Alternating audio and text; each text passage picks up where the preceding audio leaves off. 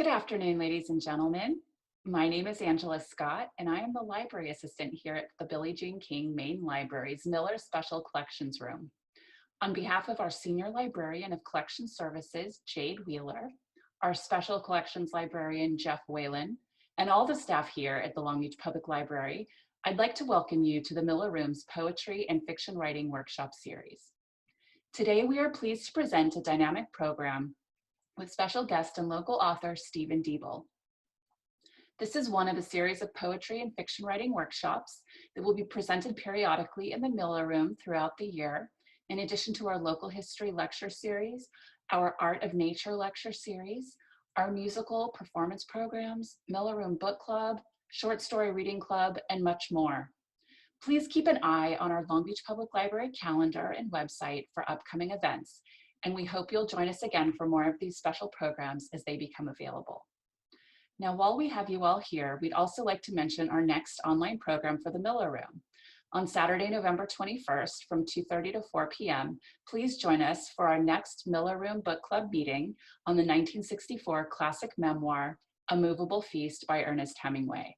This memoir details Hemingway's life and experiences in 1920s Paris, where he lived as a fledgling writer with his first wife, as well as his interactions with other famous expat writers, artists, and intellectuals, also living and working in Paris during this time. Now, our Miller Room Book Club is open again to the public for signups and participation, so this is a great opportunity for adults to get involved, whether you're brand new to book clubs and want to try something new, or if you've participated in book clubs before. We enjoy lively, informal discussions on a rotating selection of fiction and nonfiction books and short stories relating in some way to the Miller Room's collections and areas of study.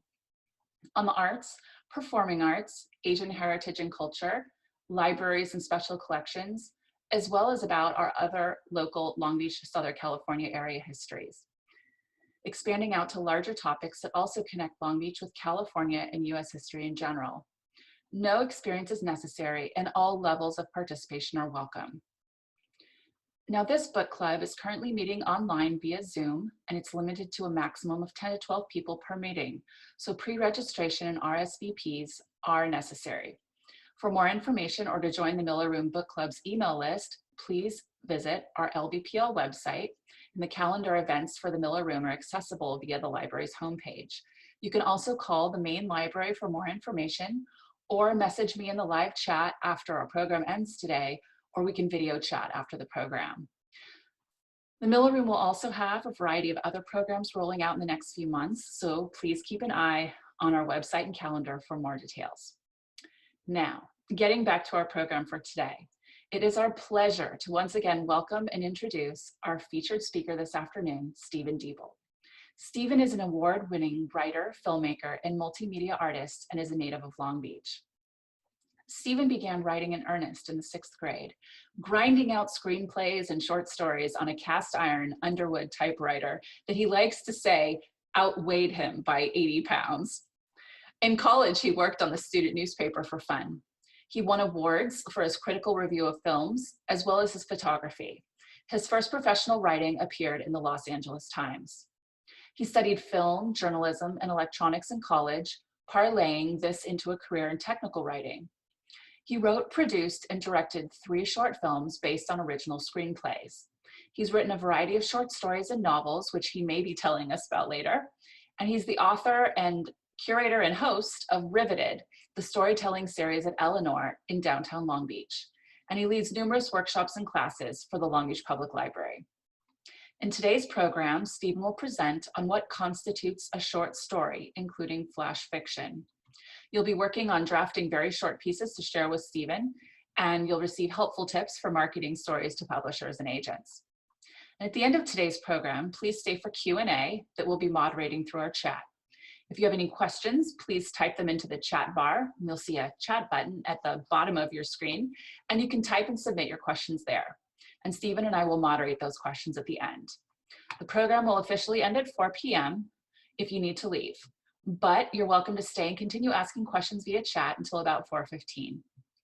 We'll also be sending out an email soon with a link to the archive video recording of this program, so you can watch it later at your leisure. Finally, we are recording this program today, so if any of the participants do not want their faces recorded during this live program, please click the stop video button at the bottom of your screen to disable your video. You'll still be able to see the presentation, but we won't be able to see you. So thank you very much for joining us again today. And without further ado, ladies and gentlemen, the Miller Room is pleased to present our very special guest, Stephen Diebel. Okay, so what we're going to cover today is, first of all, I wanted to take just a couple of minutes and have each of you introduce yourselves. It's important to me to know who you are and where you're coming from. What is it that you are looking for?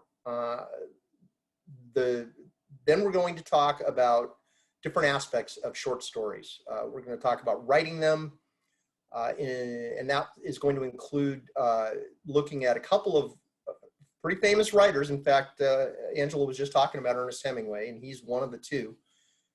And we'll talk about these two guys, their writing. And I wanted to say, first of all, like before we go any further, a few years ago, I made a realization about myself as not just a writer, but a reader. And I think it's really important for writers to read. I was looking at what I was reading, and I kind of realized that while I had actually made a deliberate effort to start reading multiculturally, one of the things that I wasn't doing was reading works by women. And so I made it a point to start reading works by women as well as authors from other cultures. In preparing this presentation, I realized there could have been a lot more authors included. One of the things that we're going to talk about actually would have been making it very appropriate to discuss magical realism. However, I really focused on two writers who I am much more familiar with. I've read Borges and Marquez, but the two writers we're going to do the case studies on are writers I've actually studied to a degree. So we'll look at them, look at their writing, and then we're going to do a couple of writing prompts. So I'm going to have you do for 5 minutes, and because this is all about short, we're just going to take 5 minutes and have you write a sentence based on what we've been talking about. Then we're going to follow that by talking about rewriting and editing. We've got another exercise we'll do there. And then I'm going to do a section to close the program on marketing to agents and publishers. That is something I think a lot of writers, that's not part of your training as a writer. The marketing is a whole other hat for your head. So I want to spend a little time talking to you about what I've learned in my experiences with that. And then we'll have some closing remarks. And as Angela mentioned, we're going to do some Q&A. So I want to make sure that we get everybody's questions answered. If we run out of time, I'm going to be providing you with my contact information so you can follow up with me if you'd like. So let's do the introductions. What I'd like to do is find out who you are. Tell us the name of your favorite writer, and if you have a favorite story, what short story that would be. And then if you feel up to it, give us the opening sentence to the story of your life. Can we provide the sound and video? Sure. Okay. Just do I need to, started. am I going to see them, or do I need to stop sharing? You'll see everyone. Hold okay, on. Great.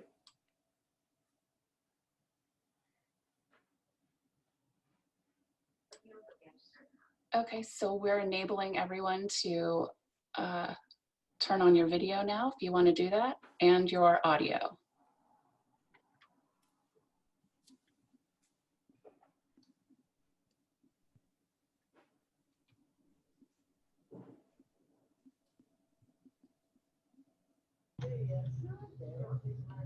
There you come.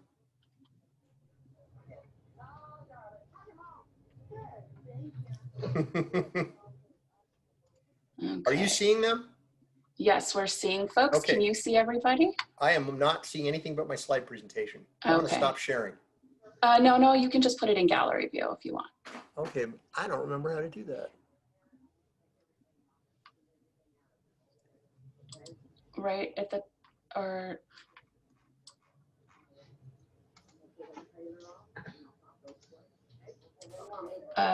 Stephen, you can just select side-by-side mode. I'm not even sure how to do that. Let's just go forward. Why don't you call on the first person and we can have them introduce themselves. Okay, Erica, if you want to start. Morning, Erica, or Sure, afternoon. Good afternoon. Exactly. Yes, my name is Erica Lansdowne, and I'm back in the day when we were able to be together. I was actually the facilitator of the writers workshop, the Los Altos writers workshop, because I'm a supervising library at the Los Altos branch. Cool. Yeah, and it was a fabulous workshop. I really miss it. But that's gone by the sidelines at this point. My favorite writer, I would say, is probably Michael Chabon. Marilyn Robinson, though, she's moving in quick Yeah. to take a side by side. Yeah, especially that last book, Jack, kind of blew my mind. Opening sentence to the story of my life. Okay, let's see. It's dark behind me, but if you could see, I'm actually up at my cabin. So I would say the day the realtor put the key to the cabin in the palm of her hand, she knew was the beginning of the rest of her life. Oh, that's great. Beautiful. I'll turn on the light too so you guys can see it. But Thank you and welcome. sure, thank you. All right, who's next? Okay, so we have Michael, if you'd like to go forward. And Good afternoon, Michael. Oh, good afternoon, Stephen. Is my audio okay? Yes, you're fine. Okay. My name is Michael Lyde. My favorite writer is probably a toss-up between Octavia Butler and Samuel Delany. Although there are several 1Bs, or I guess 1Cs through double Z in that list. The opening sentence to the story of my life. Wow.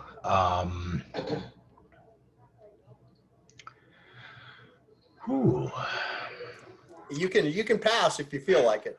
I would just say one day he realized that there are many ways to do anything. Beautiful. Okay. Well, thank you and welcome, Michael. Thank you. All right.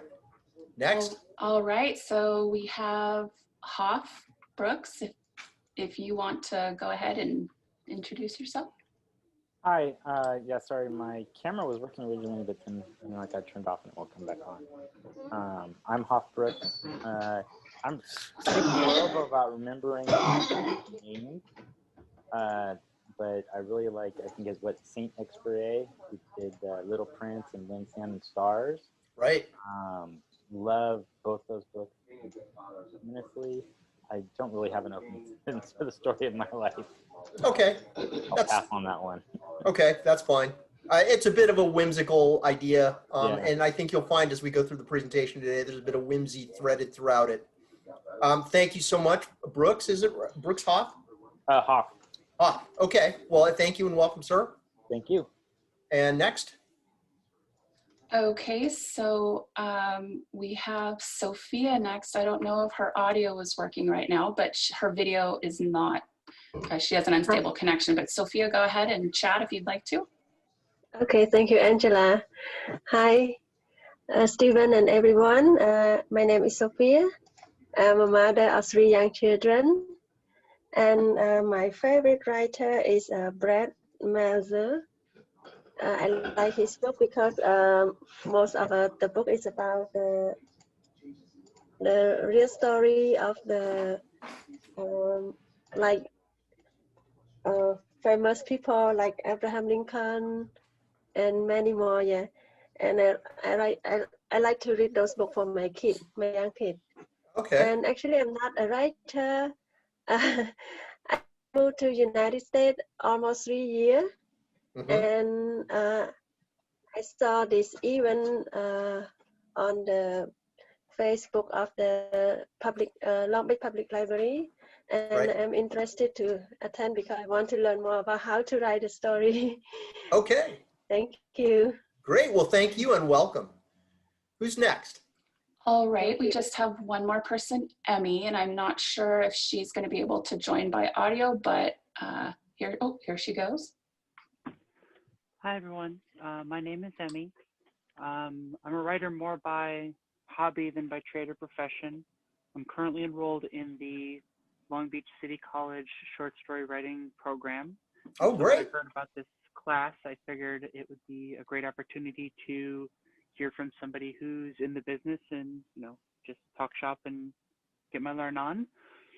As far as my favorite author or favorite writer, that was a hard one. I had a lot of ideas bouncing around in my head, but I guess ultimately I'll go with David Sedaris, because just his humor and his wit have been very powerful for me over the years, and so I'll go with that. And as far as the opening sentence to the story of my life, I'll have to get back to you on that one.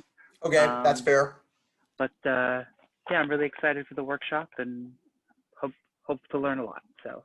Oh, good deal. Welcome. I actually got to see David Sedaris last year at Royce Hall.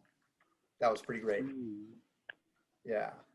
All right. Well, thank you all for introducing yourselves. I'd like to welcome you all. And now it's my turn to tell you a little bit about my experience with short stories. So when I was very young, I got a hold of a copy of, I think it was an Alfred Hitchcock anthology. And of course, they were looking for public domain stuff, and they published what was at the time the first Sherlock Holmes story that I ever read, which was The Adventure of the Red-Headed League.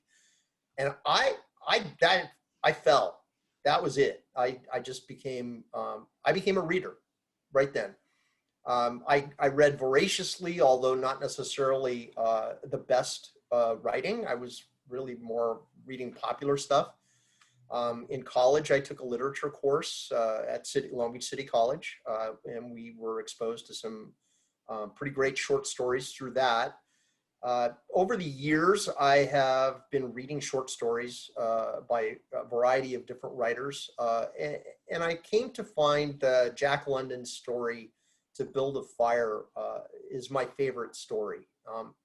That story is about a man and a dog going across the Yukon Territory in the snow, and what happens to that guy is amazing. And the way that London describes it, it really, he lived up there. He had the experience firsthand with that weather and those that landscape. He knew it, and it was evident by the way he described it. To Build a Fire, it really tells not just a story about this guy, but the whole idea behind it is that he thought he was better than nature, that he could survive anything, and he was wrong. So I started to mention earlier, the idea of this course, this presentation, and my experience with short stories in general. I've read short stories by a lot of different writers, and as I began to prepare for this, I realized, looking at those stories, that they had all been written by people who, most of whom were no longer alive, most of whom, I'm going to just say, were white men. And so I decided that I needed to catch up on what's been going on in short story writing. So I began checking books out of the library that were anthologies. Each year, they publish the best short stories of 2015, best short stories of 2019. So I started checking those out of the library. And the goal was to read stories by people I had not read before. So that was what my focus was. And after I'd gone through a few of those volumes, I happen to know a lot of people who write and read. And I just put the word out. I said, tell me your favorite short story, and I will read it. And I did. I got a lot of great suggestions from people. And it broadened my experience with short stories dramatically. I was reading short stories by authors from different cultures, men, women. And it was a pretty good broad base.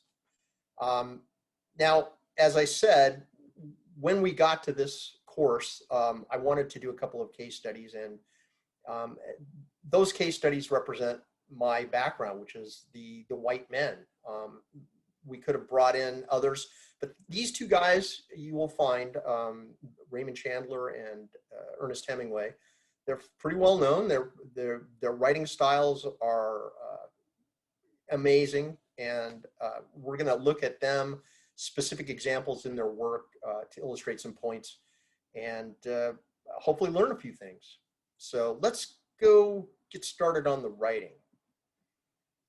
When Angela and I started talking about a workshop, we both love short stories, but what are we going to talk about? When you're talking about short stories, you have some of the same considerations that you have with other forms of writing. You have issues of story driven versus character driven. You have character arcs, you have plot arcs. We asked ourselves, well, what makes short stories unique? And what makes short stories unique is brevity. They're short, right? Big surprise. But what does this mean to us? Of course, we all know brevity is the soul of wit. Thank you, Mr. Shakespeare. And if you are familiar with this quote, it was actually said ironically in the play Hamlet, because the guy that it is said about is something of a windbag. The idea of a short story is you're conveying a lot of information quickly. And so we wanted to come up with ways of doing that. What are examples of ways that we can convey information quickly? And to do that, we came up with a couple of different ideas. Now, short stories traditionally are 5,000 to 10,000 words, depending on the source that you go to. That can vary somewhat. And by comparison, you have these other forms: the novelette, the novella, and a novel, and the various lengths. So you can see you're talking about, you have at least a quarter of the size of a novel in order to be able to convey your ideas in a short story. Then we come up with this new thing that's not really new. Flash fiction has actually been around a long time, as we'll see. But flash fiction is much shorter than short stories. And it's a variety of types of flash fiction. And the types are based on word count. Usually they're 1,000 words or less. There are specific forms that are much shorter, and we're going to talk about these more in detail later. Now, the premise that I came up with for this, and this is why I was mentioning magical realism a minute ago, was that there are two different approaches to writing that I have experience with that I believe can provide some tools for us to be able to use to write shorter, to convey more information. One of those is journalism. I happen to be trained in journalism. I started working on the newspaper at Long Beach City College when I was in junior college. And the training I got there was very valuable. I'd already been writing for a long time, but they taught me some things that really helped me become a better writer. And we'll talk about that a little bit later. But the basic idea behind journalistic writing is that you're describing reality succinctly. And we'll talk about how they do that. Now, poetry, on the other hand, is kind of the opposite end of the spectrum. Poetry, you're not describing reality directly. Poetry gives us the opportunity to convey reality using impressions rather than descriptions. And it's interesting to note that if you've ever studied journalism, and I don't know if some of you may have, in journalism, if you invoke some of these poetic techniques in your journalistic writing, your editor will brand it purple prose. And you will see when we talk about poetry, purple prose is actually one of those tools that we have available to us in the form of alliteration. Journalism asks these questions, and the answers we just state as facts. And this is what it is. This is like Jack Webb on Dragnet, just facts. We want to know who did the thing. We want to know what was done. We want to know where did it happen? When did it happen? Why did it happen? How did it happen? Now, what order these questions are answered in is going to vary depending on what it is we're talking about. So we organize these in terms of our writing using a structure called the inverted pyramid. And the inverted pyramid shows us how we're going to convey the information in our story. The top of the inverted pyramid is the lead, which is the first sentence in your story.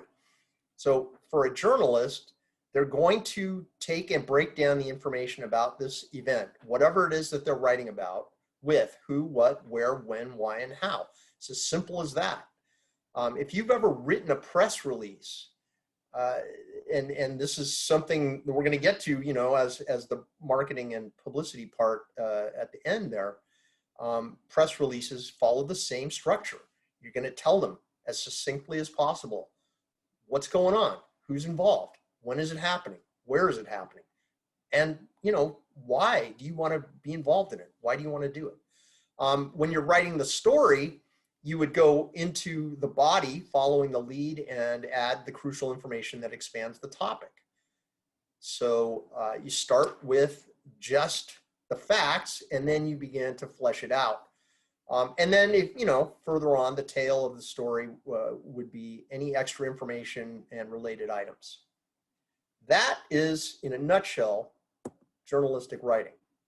So at this point, I'd like to take a few minutes. I'm going to give you 5 minutes, and I'm going to give you a writing prompt.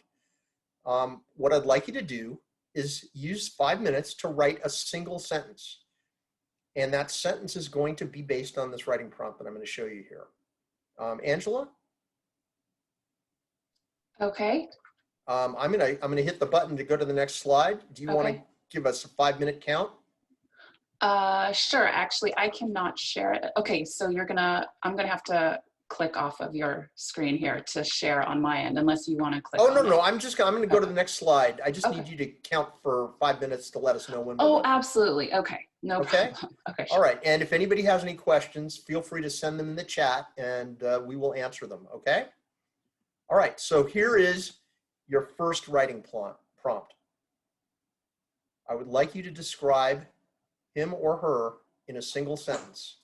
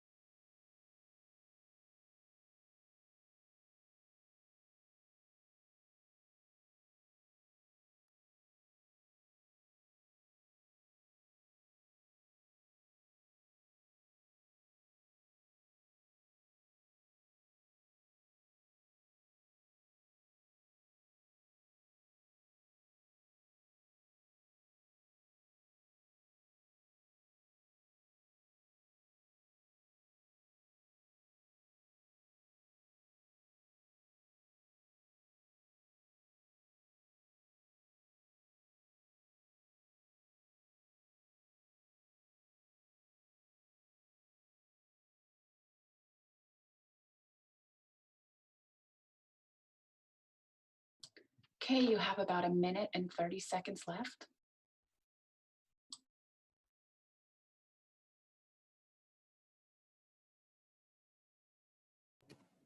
Thank you, Angela.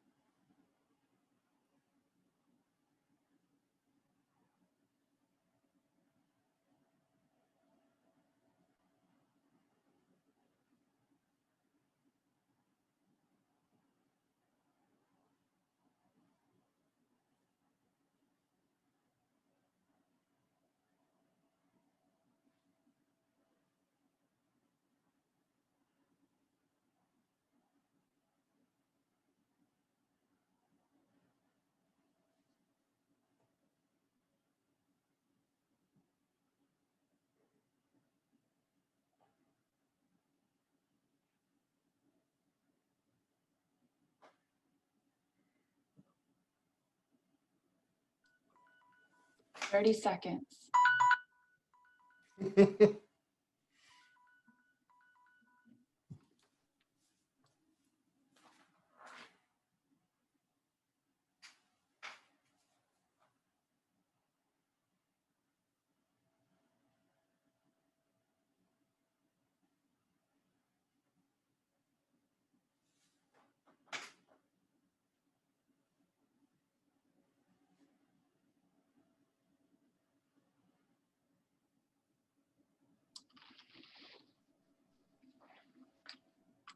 Okay, time's up. Okay. Do we have anyone who would care to share the sentence that they wrote? Indicate with your raising your hand.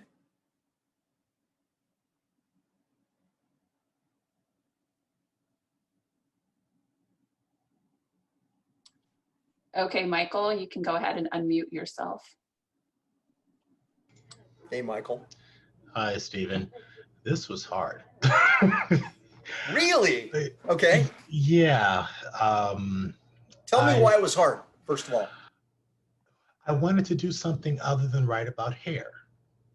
The only thing that came to mind for me with blonde was hair. So it took me about 4 minutes and then I started typing. So I wrote, Lawrence Blonde's hulking form filled the illuminated doorway as his broad heaving shoulders crested and receded like moonlit tides. Wow. Well, you took that in a very interesting direction. Yes. Thank you. Thank you. Yeah, this is interesting. This is exactly what I was going for. Is what, the writing prompt is not, you don't necessarily have to do exactly what it is. It's supposed to be a trigger to suggest something to you.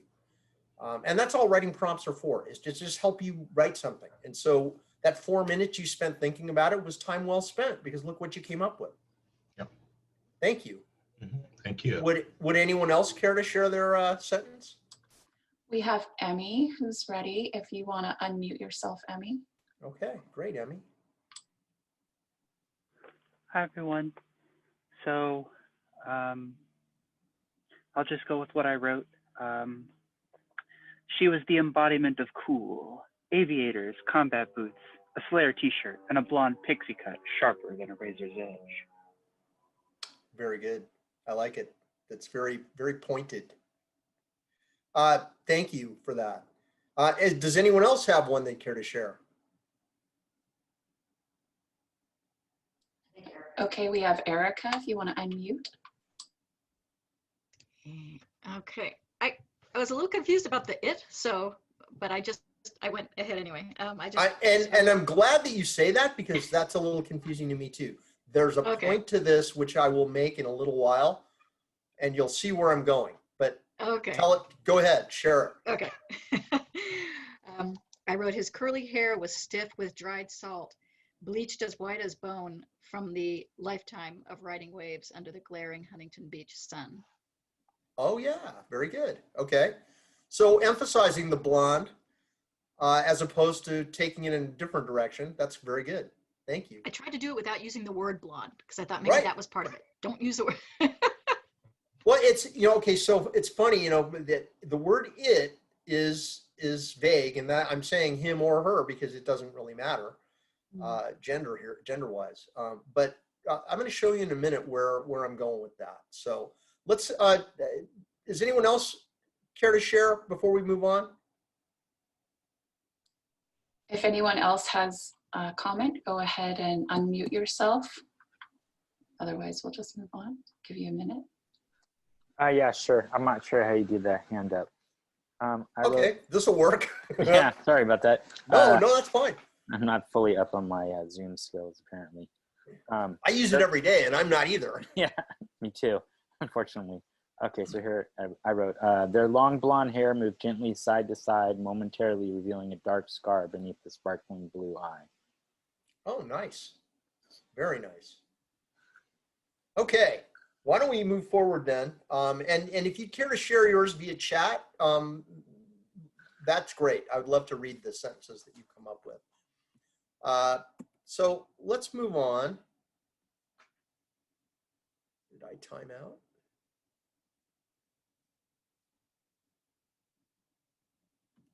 I'm not moving forward again. Oh, there we go.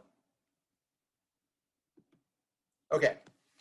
So the flip side of this is poetry. And there are different kinds of poetry. This is not meant to be a workshop on poetry. I'm just presenting this as kind of an overview of the tools that poetry provides us. So poetry is classified in 3 different types. There's narrative poetry, of which we have allegories, ballads, burlesques, epics, like what is a famous epic? Oh God, the name escapes me. Iliad and the Odyssey. Yeah, that one right there. And then dramatic poetry, which is actually more theater than it is poetry, if you ask me. Monologues and soliloquies. And then finally, we have the category of lyrical poetry, which includes elegies, haiku, odes, and sonnets.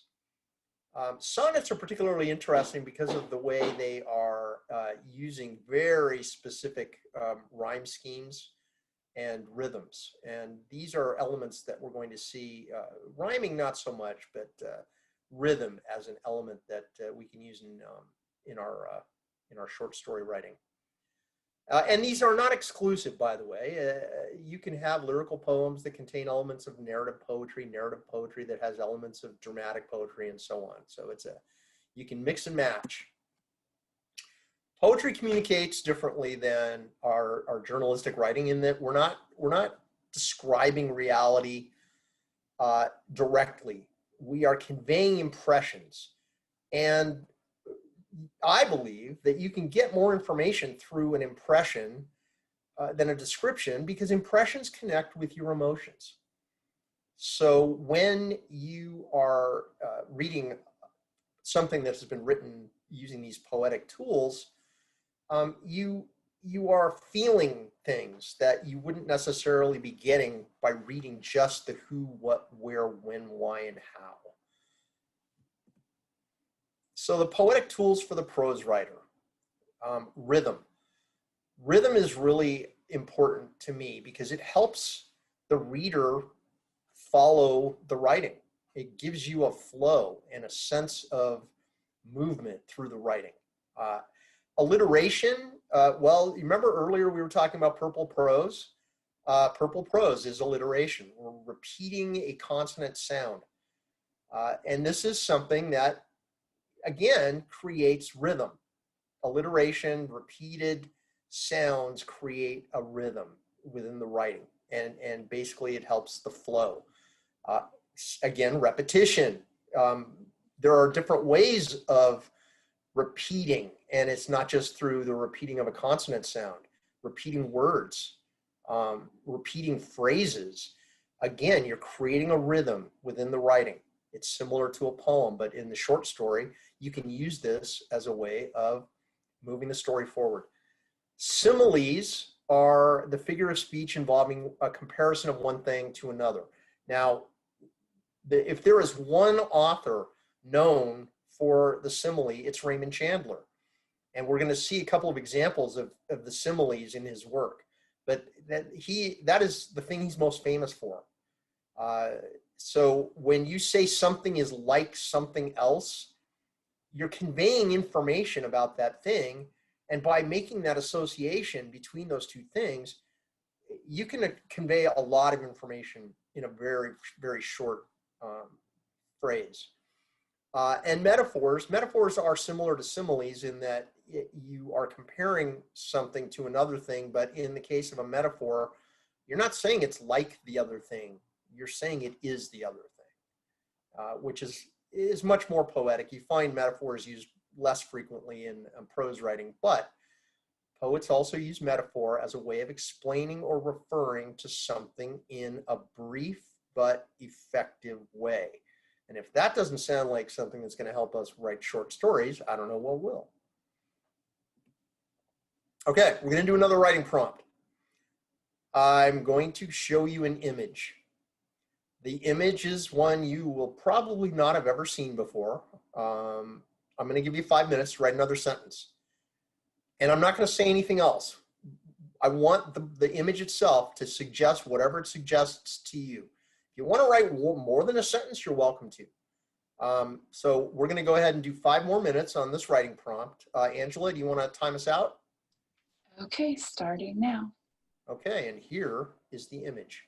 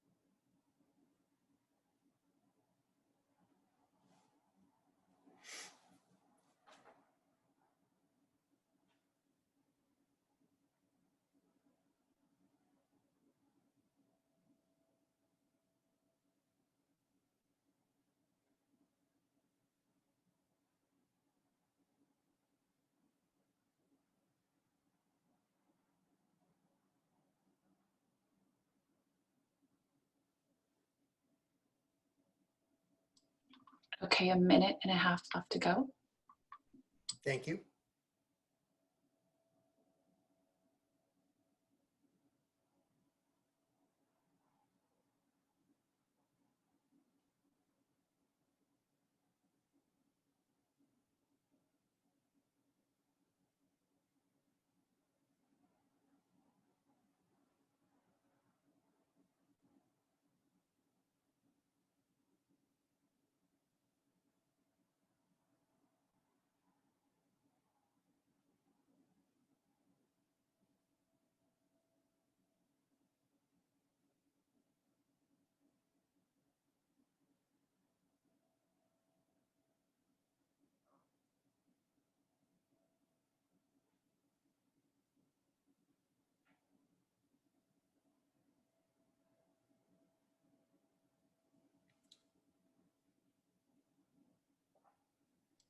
Thirty seconds.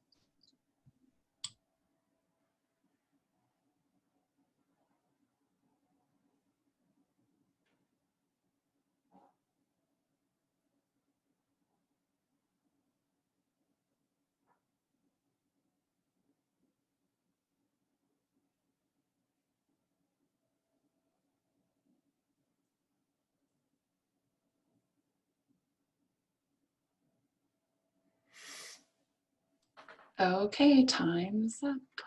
Thank you. All right. We're going to do our sharing again.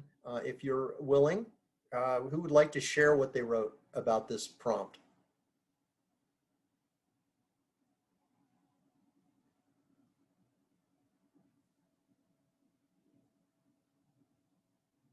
Erica, go ahead and unmute yourself. Hey, Erica. I'm doing the I'm doing the old-fashioned raising my hand. I hope that's okay. That's fine. Yeah, as long as you're just not raising your real hand in your room there. Okay. Forgive me if I'm going to the political, but okay. Hey, nobody said, and there were no rules. The idea of the prompt is it suggests something to you. Please Okay. share. Thank you.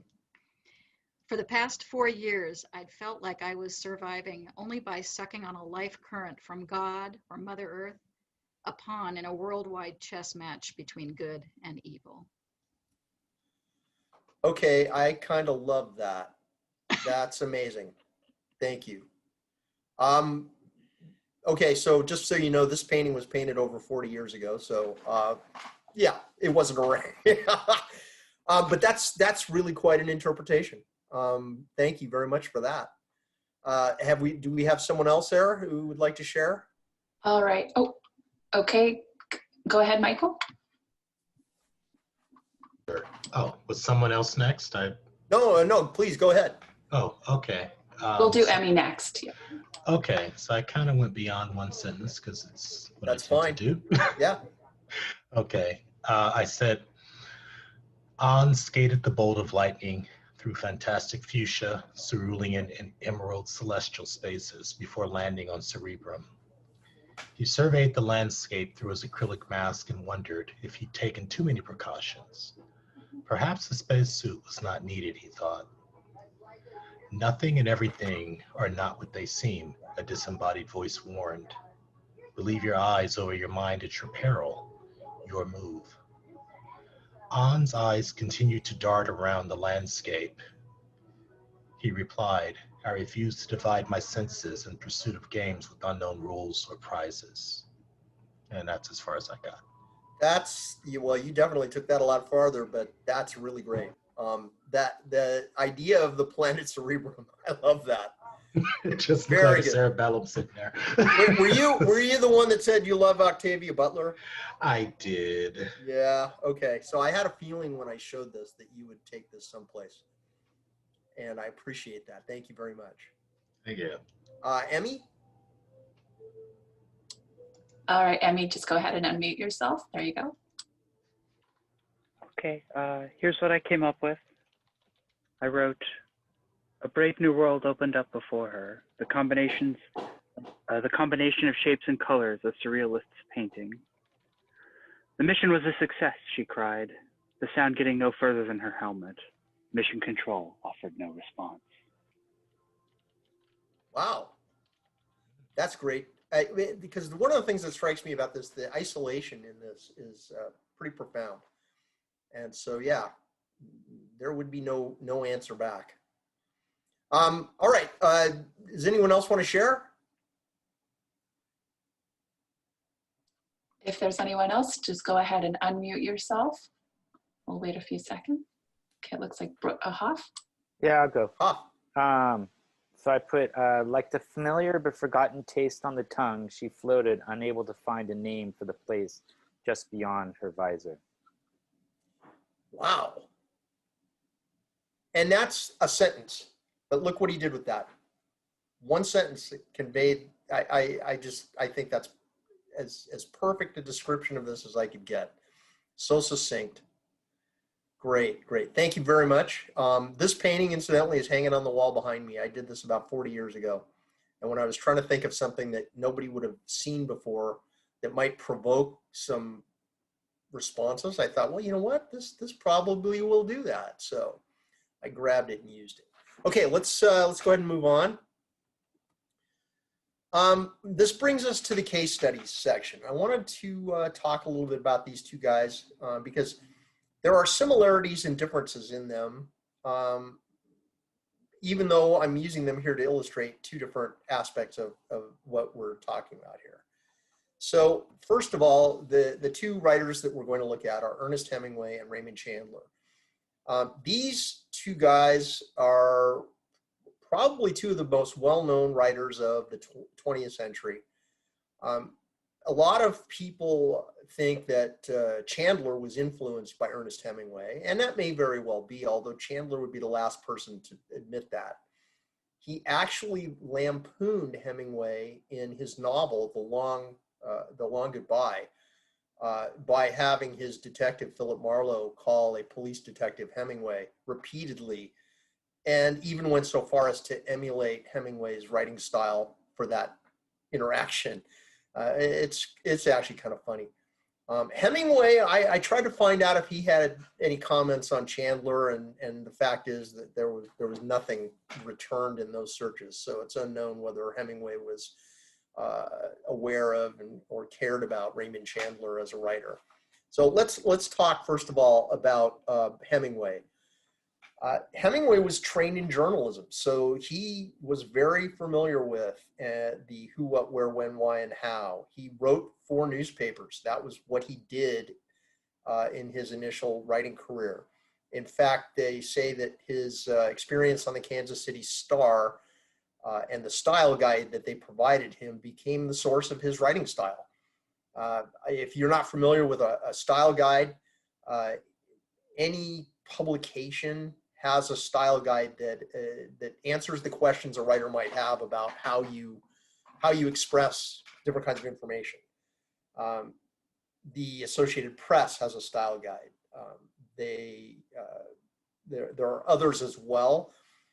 If as a writer you are not aware of Strunk and White's Elements of Style, I highly recommend it. It's a very small book, but it is your best friend. Next to your editor, if you have an editor. But I recommend for the $2.50 this book is going to cost you, get a copy and keep it near your computer. You will thank me. One of the writers, by the way, it's Strunk and White. The White is E.B. White, author of Charlotte's Web. Okay, so in addition, the work on the newspapers led to Hemingway covering the Spanish Civil War. So he actually went over to Spain and was, what did they call it in Afghanistan? He was embedded with the rebels in Spain and was sending his stories back to the United States to the newspapers that were covering it. He wrote a large number of short stories over the course of his life, published 6 different collections, and then those were all collected into the complete short stories of Ernest Hemingway, the Finkivigia edition, which is on the bookshelf behind me, and I've read every one of those. There is another story that's not in that book that was published, I think, 2 years ago. Somebody came up with story that had previously been unknown. And that is not in there. And I actually still haven't read that story. So technically, I can't say I've read all of his stories. So that's Hemingway. Chandler was an American. He was the son of a man in the American military who was serving in England. He was raised in their public school system and educated at Dulwich College. One of his classmates was P.G. Wodehouse, another guy who became a famous writer. One of the things that most people who are familiar with Chandler do not know is that after he graduated from Dulwich College, he spent a period writing romantic poetry. And that is one of the things I think that separates him from the other writers in his genre. The detective story prior to him did not have the level of language that he brought to it. Now, in addition to the romantic poetry, his writing training might have involved business writing. He did work as an executive in the oil industry for a number of years. And business writing is a mixed bag. You know, straight business writing might tend more towards the technical, which means more brevity, right? Or less, you get it. But by the same token, sometimes business writing is about hyperbole, and that is not appropriate here. He wrote over 50 short stories that were published in Black Mask, Dime Detective, and several other magazines. And then subsequently, when he started writing novels, his own word, he cannibalized his short stories to create his most famous novels. I have actually spent a fair amount of time studying his work and have come up with some interesting notes. But one of the things that, in addition to the writing of the romantic poetry, I recently learned through a friend of mine who has research rights at the Huntington Library archives, which houses Chandler's material. They discovered a libretto that he'd written for a musical, which had never been published. So, you know, before the detective stuff, he had done a kind of a mixed bag of writing. So, but he, as I said, between the other guy who's the most well-known detective writer, Dashiell Hammett, and these two had very different approaches to writing. Hammett, of course, had been a detective himself, whereas Chandler basically read stories in these magazines before he wrote his own first story. But his first story sold. So I'm going to just throw out a few examples of both of their writings. And in some cases, it's just really an example of good writing. And in others, we're going to illustrate specific points. This is a quote from Farewell, My Lovely, which is a novel. However, as I said, he cannibalized his short stories to create the novels. And I'm pretty sure this exact quote exists in one of his short stories that was used to create Farewell, My Lovely. I needed a drink. I needed a lot of life insurance. I needed a vacation. I needed a home in the country. What I had was a coat, a hat, and a gun. I put them on and went out of the room. What I wanted to show you through this particular piece of writing is the use of repetition here. I needed, I needed, I needed, I needed. This, I feel, helps build the momentum of the sentence and takes you through it very quickly. And so this is one of those poetic devices that I think Chandler used in addition to similes. And we'll see some other examples of similes as well. So here's a Hemingway quote. And this is a description of one of the characters in The Short Happy Life of Francis Macomber, which is one of the first 49 short stories. That's actually one of his collections. And I love the last part of this. Hemingway wrote about a lot of things that more lately people tend to be a little more critical of the subjects because he wrote about big game hunting, which is of course not as it's frowned upon now, shall we say. And this particular story, both of the stories I'm using as examples, take place during big game hunts. Robert Wilson is the guide of Francis McComber and his wife in Africa. Robert Wilson, whose entire occupation had been with the lion and the problem he presented, and who had not been thinking about McComber except to note that he was rather windy, suddenly felt as though he had opened the wrong door in a hotel and seen something shameful. So think about this, okay? What is he telling you in this sentence?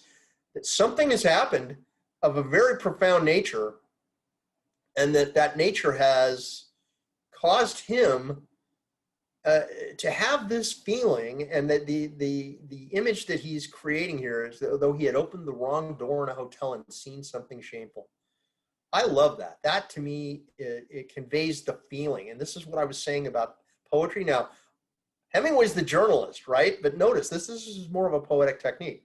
Seeing something shameful, this is almost a metaphor, because he did see something shameful. And we're gonna find out more about that in a minute. So here's another Chandler quote, and this is actually the one he's probably most famous for. If you ask somebody to quote Chandler, this is the quote that they're going to come up with. And this is from a short story that he wrote called Red Wind. There was a desert wind blowing that night. It was one of those hot, dry Santa Anas that come down through the mountain passes and curl your hair and make your nerves jump and your skin itch. On nights like that, every booze party ends in a fight. Meet wives feel the edge of the carving knife and steady their husbands' necks. Anything can happen. You can even get a full glass of beer at a cocktail lounge. Now, I like this because this takes you kind of through dark and light. You know, you get the idea of the image of the wind, the feeling of the wind. And how it affects you in a way that I don't think anybody else has ever described Santa Anas this way. And then the way that it ends with, you can even get a full glass of beer at a cocktail lounge. I just love that. That's sort of like a little kicker. So here's another Hemingway line, again, from the Short Happy Life of Francis McComber. This is now Francis McComber describing how he's feeling. We previously heard from the guide who had observed something that had, as he said, made him feel shameful. The fear was still there like a cold, slimy hollow in all the emptiness where once his confidence had been, and it made him feel sick. So you're getting this impression that something has happened that has been devastating. And even just from this single sentence, it's almost like a holograph, you know, where you take each part and the part is the whole. So you can look at this and you kind of get the whole story from just this sentence. And it doesn't really say what happened, but it's telling you what happened in a very indirect way. Again, Hemingway was my example for journalism, but look what he's doing here. There are no extra words. It's very spare, but he's almost using the same kind of poetic techniques that we were talking about in the context of Chandler. So here are two descriptions of characters from Chandler, from short story. Actually, the Bay City Blues is a short story. This second one, I like it a lot. It's from the novel The High Window, which was his first novel that he did not use his short stories to create. He had a long gray face that grumbled even when he wasn't saying anything. His trousers were frayed at the cuffs, and one of his heel-worn black shoes contained an obvious bunion. His blue uniform coat fitted him the way a stall fits a horse. So the two, I mean, I love this whole paragraph, but the two things I love about it the most are the long gray face that grumbles even when he wasn't saying anything. That is amazing to me. And then the last line, his blue uniform coat fitted him the way a stall fits a horse. This is what he's famous for, right there. The next description. From 30 feet away, she looked like a lot of class. From 10 feet away, she looked like something made up to be seen from 30 feet away. I like that. That again, he's not telling you what it is exactly that she looks like, but he's conveying an impression to you that that tells you a lot. this line, again, the poetry thing with Hemingway, you know, as much as it's journalism, there's no extra words in this. This is all spare, but follow this. He slipped into the familiar lie. He made his bread and butter by. That is a rhythm that almost, if you had a couple more syllables in there, you've got pretty close to iambic pentameter. Which again, that flow, it helps move things forward. And that line is from one of his most famous short stories, The Snows of Kilimanjaro. And we've got another couple of examples. We'll see here after the flash fiction section, we're going to talk about rewriting. So let's take a minute now. The whole thing about what we're trying to do is write short, and there is nothing shorter than flash fiction. It's a fictional work of extreme brevity. I got the second out of Wikipedia, you know, why reinvent the wheel, that still offers character and plot development. And don't get the idea that flash fiction is new, because it's not. It's been around a very, very long time. And we're going to see an example from one of our two case studies here about how he has played out in this. There are many types of flash fiction. We have the 6-word story. We're going to look at that. The 280 character story known as Twitterature. As our social media platforms have evolved and the character limits have increased, we see additional forms of flash fiction based on those. The dribble, also known as the mini saga, which is 50 words. The drabble, known as microfiction, is 100 words. Sudden fiction, 750 words. Flash fiction, 1,000 words. That's kind of like, you figure that that's going to be the average. And flash fiction will be the largest. Everything else will be shorter. I actually have done a little bit of flash nonfiction. This guy, this is somebody who I encountered just through a very strange process. Lou Beach is a guy who started tweeting short stories. They are 420 characters in length. He tweeted them.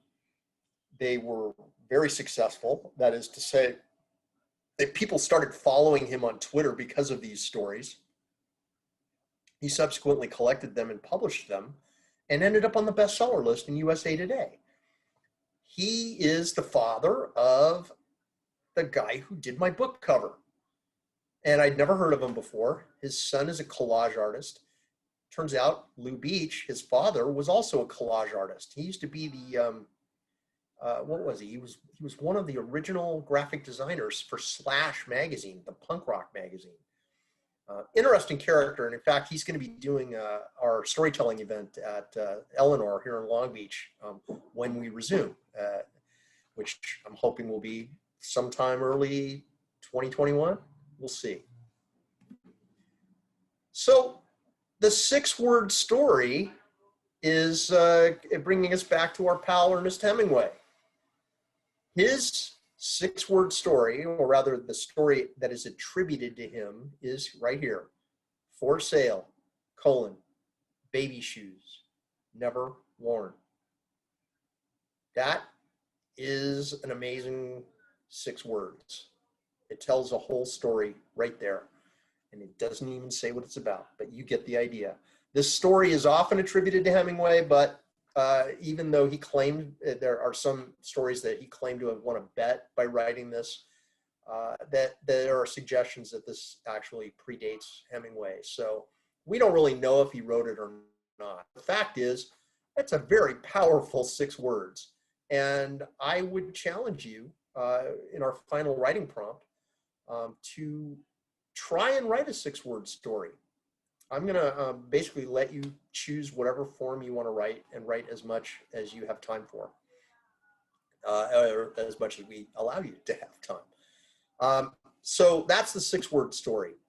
I mentioned that I had done some flash nonfiction. I've written 80 stories using the 2,000 character limit of Facebook posts. I had originally posted something I'd written, and these are all stories that are based on things that happened to me.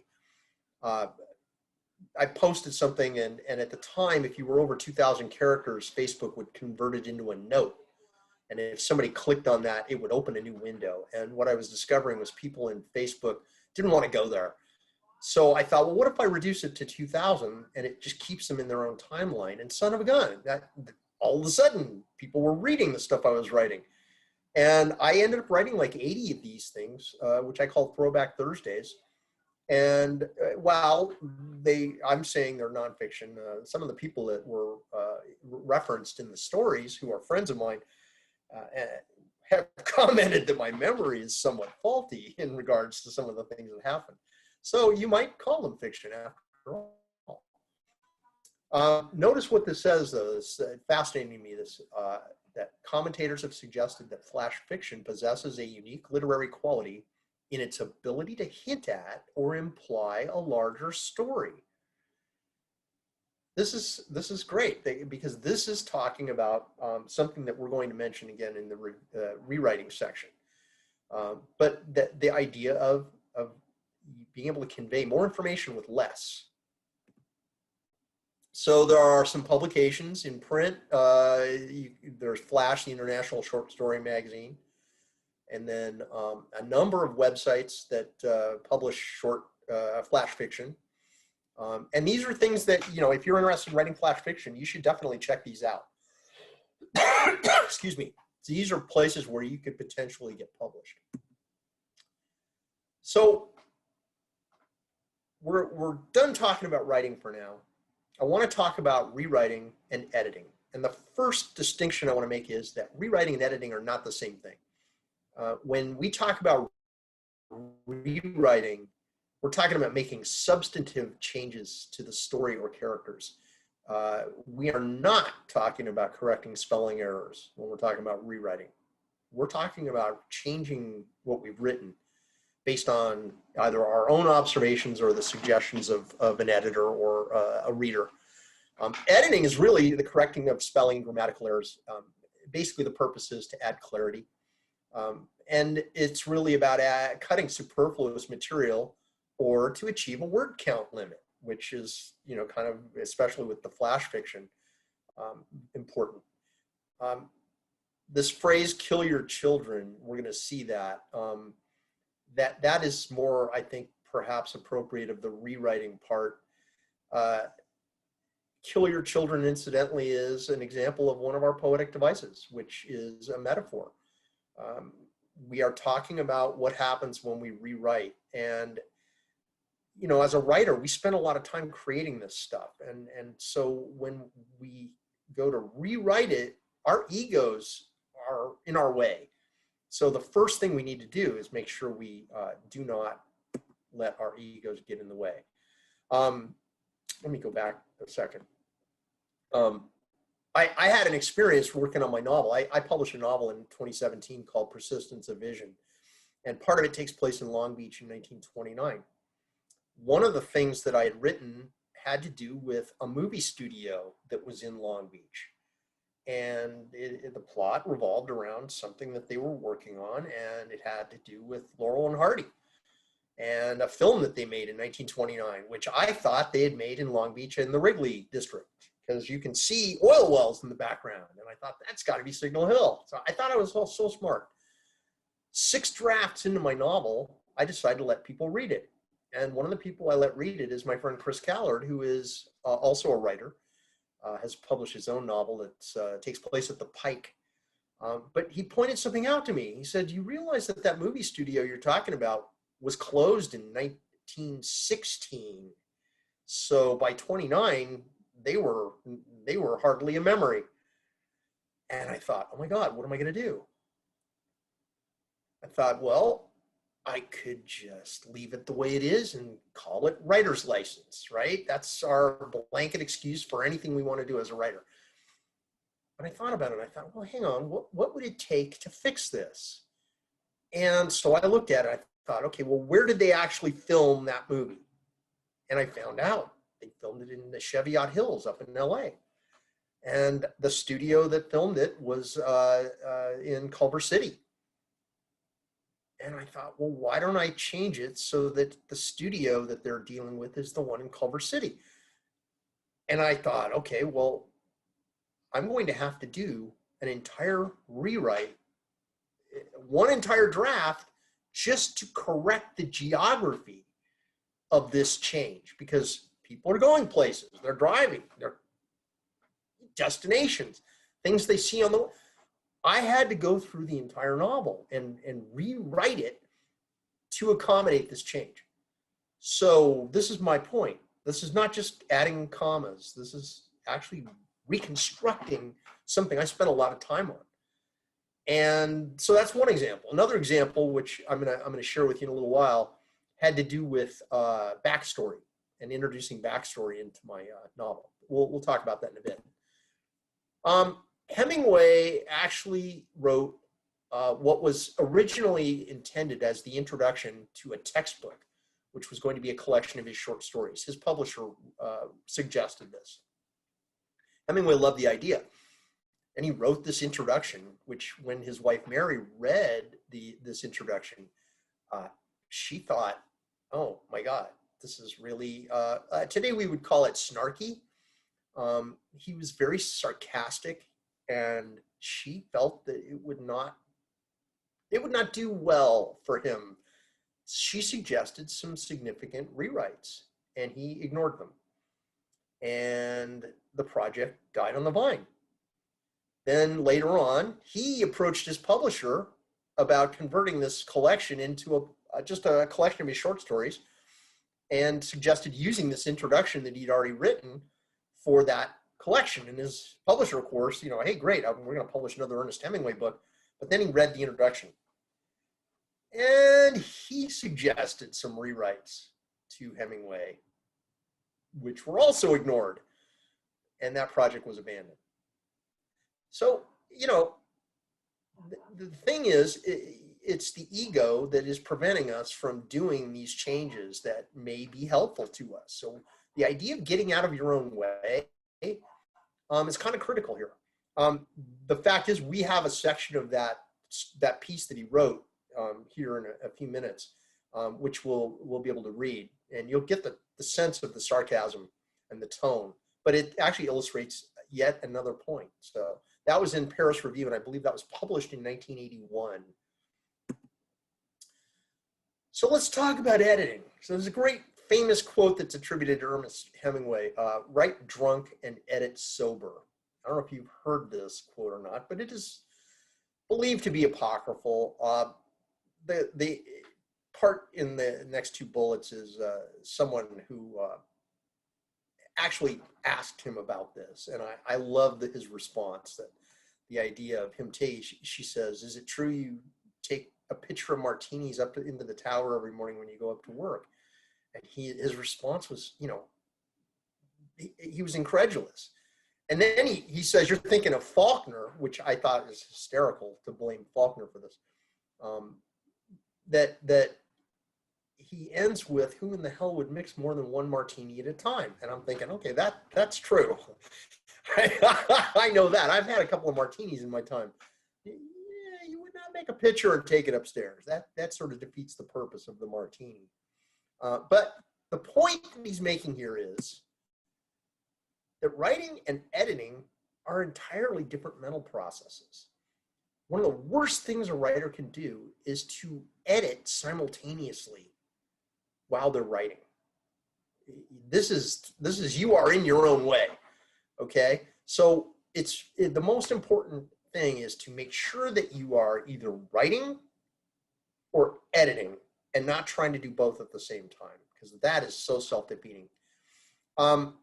You can write and edit in parallel by working on different parts of the story or different stories. That's actually a good thing, because it gives you breaks and takes you out of what you are working on, and alternating between different projects can keep things interesting for you as a writer. And in a way, editing the previous day's work before you write is a good warm-up. It helps remind you of what you were doing. It gives you a sense of having completed that previous day's work, and you can now move on to the next part of your story. One of the techniques that Hemingway is particularly good at is, and you've probably heard this, start the story in the middle. And the point of this is that by starting the story in the middle, you have basically saved yourself the whole first part of the story. So brevity, by telling the story starting in the middle, you can basically tell what happened in the first half of the story without having to tell that whole story. You can allude to it. You can make comments. You can create that whole original half of the story just by alluding to it. Starting in the middle can have a jarring effect, which is a great way of bringing a reader into a story. It startles them, and they immediately want to know what is going on here. And so here are a couple of examples from the two stories we've been talking about. The Snows of Kilimanjaro begins with this sentence, or these two sentences. The marvelous thing is that it's painless, he said. That's how you know when it starts. Now, doesn't that make you go, what? It's painless. Great, but what, why, what, you know, I want to read this. I want to find out what is going on here, okay?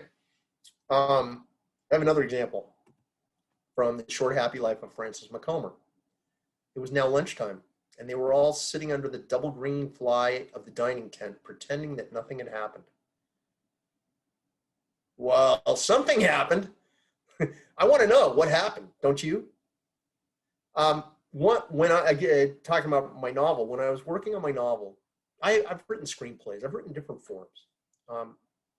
One of the things I realized when I started to write my novel was my opening was really the opening of a movie. I literally was writing the opening scene as though I was watching a movie in my head, which is great. But it occurred to me after I did that, I thought, you know, this is reading more like a screenplay and not a piece of prose. What would happen if I started the scene in the middle? It's already happening. And so I rewrote it and improved it, I have to say, significantly. It really, when you read the first sentence of my book, I'm very pleased to say, it grabs you and makes you want to read more. Leaving things out. Now, this is the Art of the Short Story intro that Hemingway wrote. This is part of it, but this is some good stuff here. This is Hemingway writing about short stories, and I think this is really key. A few things I have found to be true. If you leave out important things or events that you know about, the story is strengthened. If you leave or skip something because you do not know it, the story will be worthless. The test of any story is how very good the stuff is that you, not your editors, omit. I think this is really telling. Again, I'm making another reference to my novel, but while I was writing it, I mentioned this earlier, I got this idea that, you know, my story was about people who had served in World War I, and the main character had grown up in New York City in the turn of the 20th century. What I wanted to do was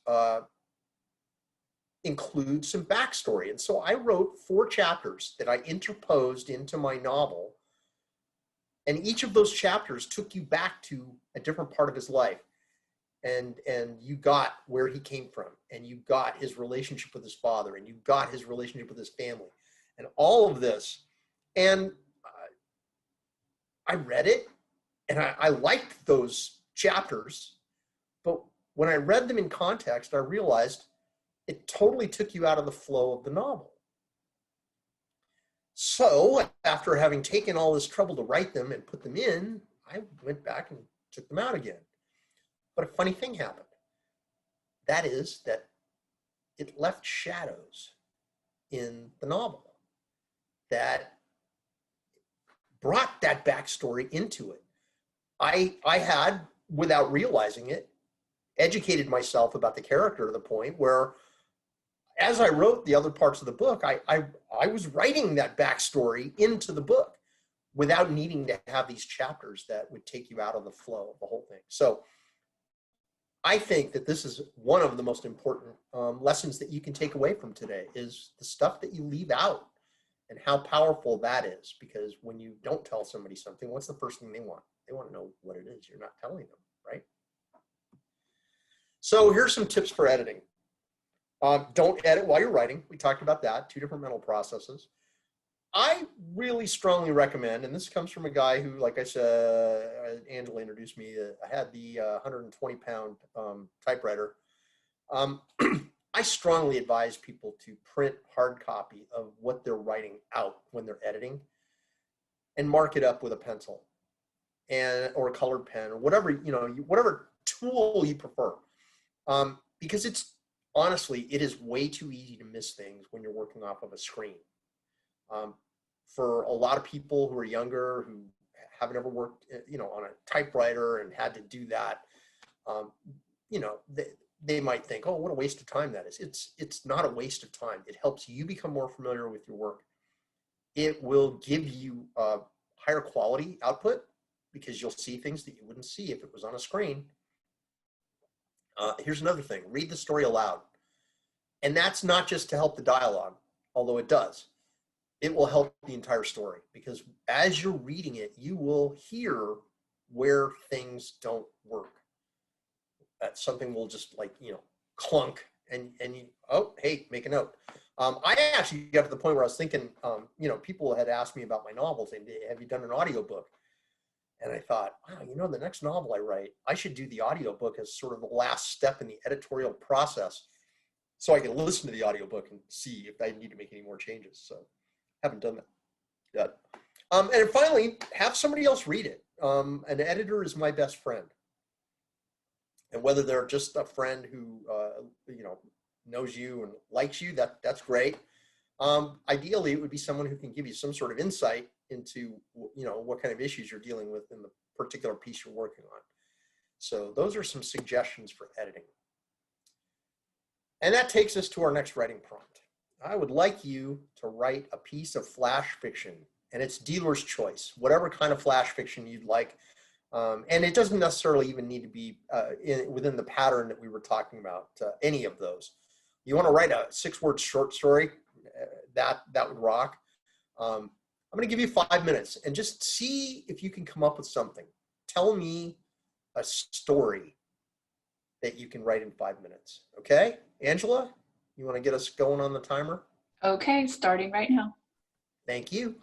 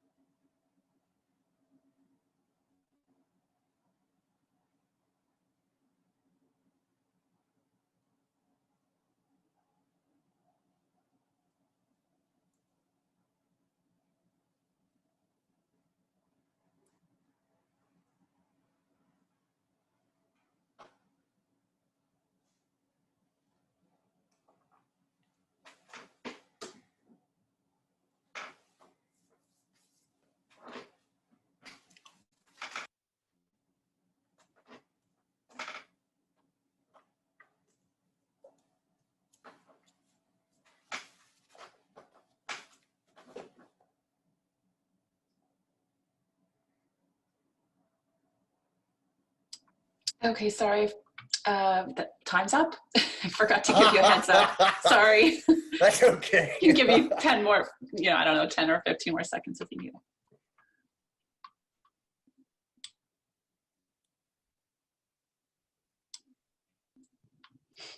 Sorry. That's okay. I think we're doing well on time.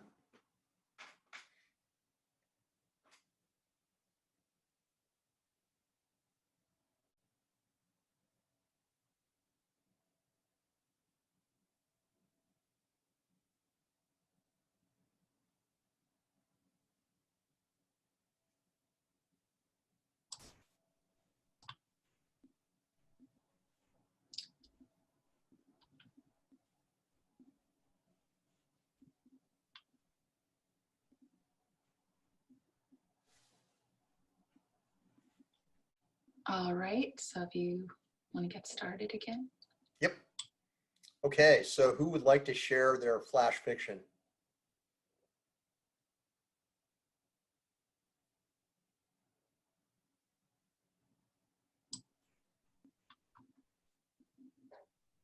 If anybody wants to go, feel free to unmute yourself and Yeah, even share. if it's not finished, if you'd like to share what you were able to get done. I know 5 minutes is not very much time.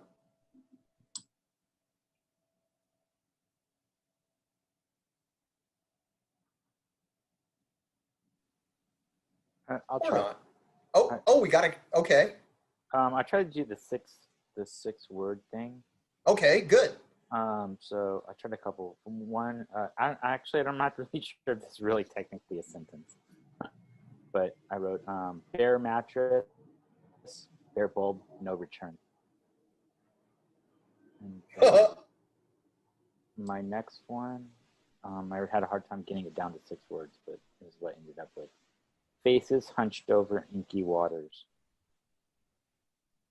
Oh, wow. Well, that's very evocative. Yeah. Cool. Cool. Time escaped. So writing a 6-word story is not an easy thing to do, right? No, not at all. Yeah. I have to say that it just makes me think of that. Whoever wrote that baby shoes story, oh my God, that is one of the best stories ever. Yeah. Anybody else? Anybody else have anything they'd like to share? Again, I understand if it's not complete, that's fine. And if you're not interested in sharing pieces that are not complete, that's totally fine as well. We can just move into this final section. I think Erica has something she'd like to share. Oh, Were great. you raising your hand? Yes, I was. And then I was trying to find my unmute button. Did you mean to be raising your hand? I was actually. I didn't. Okay. I wasn't stretching, as some people. No, I was just yawning. Okay. This is definitely not finished, but it's going to be a short piece. I already have an idea of where it's going to go. Oh, cool. So Sarah was dreading the moment the men would ask, so where's the septic tank? She didn't know. How is this possible, to own a piece of property and not know something so basic, so critical? The true answer was she hadn't asked, and the realtor hadn't mentioned it. Of course, she knew there was a septic tank, but its location, not a clue. She barely knew what a septic tank was. They began digging with a special pole attached to her hose, the water running. To the right of the cabin, behind it, over and over, one of the men would cry out, "I found it!" and tap the digging pole on something hard, clanking for proof. But over and over, it turned out to be a rock. The cabin was built on a mountain of rock. That's as far as I got. You're up in the mountains, right? I am. Yeah, whereabouts? I'm in Wrightwood. Okay, cool. And this is a story. It did actually happen this way, but the meaning of it is going to be more. There's an underlying meaning to it. But yeah, I had no idea where it was, and they had to come and pump it out, and I had no idea where it was. Yeah, it kind of matters where it is for them to be able to pump it out. Yeah. Yeah, exactly. We used to have a place in Idlewild, and had a septic tank. That was my experience with septic tanks. So very nice. I get it. That's actually really, really well done. Thank you. And I would actually be interested in hearing where that goes. Yeah. And now I know where it is. And now you know where it is. Yes. That's pretty good. All right, let's go ahead and move on then and talk about marketing and promotion. So marketing and promotion, this is not in the wheelhouse of most writers. We write because we enjoy writing, and ideally we want to write. We don't want to spend our time doing marketing and promotion. But guess what? If you are interested in being published, that is something that you're going to have to do on some level or other. Things have changed in the marketplace with the advent of self-publishing. A lot of stuff has happened. Now self-publishing, we talk about novels, but the same kind of ideas apply to short story writers as well. So the first idea here is, to know your market. This is a basic marketing concept: is what are we selling? What is the market that we're selling into?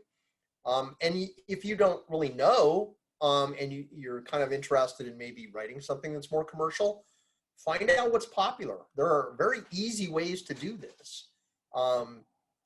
When I was working on the last drafts of my detective novel, I read something that said that what was really huge at that moment were first-person detective stories. And I thought, I have a third-person detective story. And I thought, maybe I can just rewrite it to be a first-person detective story. And so I embarked on a rewrite to change the perspective, the point of view of my story. And guess what? That is not easy. It is not a global search and replace kind of a thing, because the point of view of your story is everything. So that was not a good idea.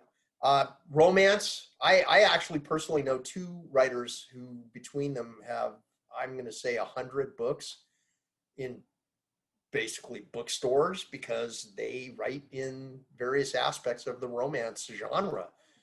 And it's hugely successful. I mean, people mock it, but go into a used bookstore or even a new bookstore, but used bookstores, there's an aisle of romance books. There are more romance books than any other genre. So that is a very writer-friendly genre. One of the things that I discovered was that hybrid genres were really big. And illustrating that, you look at the what were the vampire werewolf stories that were so popular that became films and so on. The romance, it's like, oh, it's a vampire novel, but it's a romance. It's a werewolf novel, but it's a romance. So finding these hybrid genres is also a really powerful marketing tool. That you want to write to a market, that's up to you. So what are we talking about in terms of the big picture? If you are serious about writing, you could try and get an agent. One of my friends, who actually was published in Wired and other magazines, at one point was considering getting an agent. His advice to me, from his experience in talking to agents, was that the only agent you want is the top tier. If you are looking at an agent who's not on the top tier, it's not really worth it. Now, that might be extreme, but if you look at what agents are for and what they do, they're basically people who have relationships with publishers. They lunch with them, and they can share, hey, I got this new writer, would you be interested in their book? So you've got somebody who already has personal connections to the market that you're trying to get in. Or you could market to publishers directly. That is something that's still feasible. Not all publishers accept submissions, but that is something you can try. And then, as I said, self-publishing, there are all kinds of ways that you can publish your stories yourself. The tools that are available for you to market your writing include this list and others.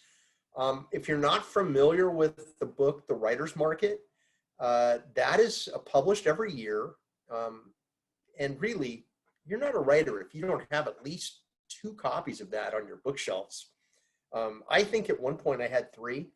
I don't think I ever even opened the first 2 copies. But here's the thing. When I was getting ready to start thinking about the reality of my novel being completed and publishing it, I started looking at Writer's Market and discovered that there's a whole section in it on pursuing agents and publishers. And I read what they said in that book, and I'm going to tell you right now, don't stop. Go get a copy of the Writer's Market and read that information, because that will be very helpful to you. The rest of the book is a catalog of publishers and agents, their contact information, phone numbers, emails, any information that they have about publishers, including they do not accept unsolicited material. Okay. The Google is quite helpful as well, because where the catalog in Writer's Market begins, Google can take you to their websites. So there are advantages to both approaches, but I think actually using them in concert is really the ideal.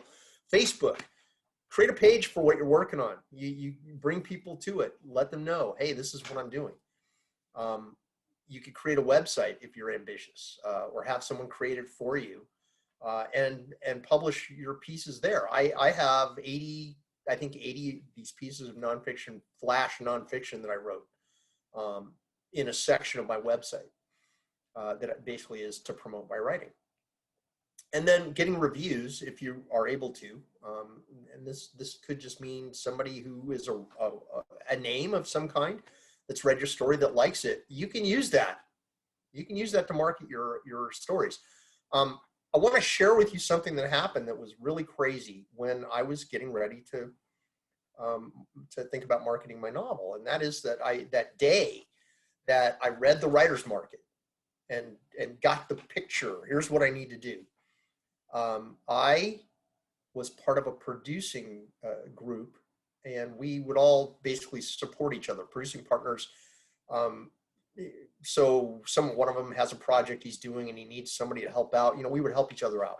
So the day I was looking at the Writer's Market, thinking about this, was the day before I had to start a project with these guys. I was helping. I didn't even know what we were doing. We were going to jump in a van and drive around Southern California interviewing people. And my job on this shoot was sound.